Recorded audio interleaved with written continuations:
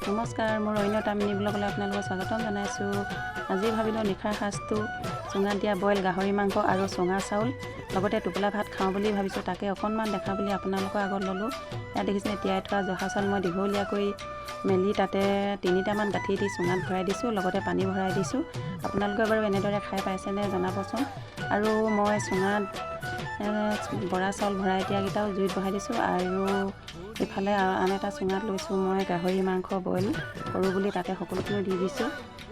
তাত দি দিছোঁ ৰচুন, আদা পিচা, জলকীয়া, গুটি জালুক অকণমান, পানী দি দিছোঁ আৰু লাই শাকৰ আগ দি আৰু দি দিছোঁ পিঁয়াজ। তাত দি মেলি জুইত বহাই দিছোঁ। আৰু আনফালে হৈ গ'ল এইফালে টোপোলা ভাত। আৰু দেখিছেনে এয়া গুচাইছোঁ মই বৰা চাউল চুঙাত দিয়া, আৰু এইফালে হৈ গৈছে মোৰ বইল গাহৰি। এনেদৰে সকলোখিনি উলিয়াই মেলি দেখিছেনে এয়া ৰেডি হৈয়ে গ'ল আমাৰ। আৰু নিশাৰ সাজটো এনেদৰে খালোঁ। আপোনালোকে এই ভিডিঅ'টো চাই কেনে পালে বাৰু জনাবচোন। আজিলৈ বাই।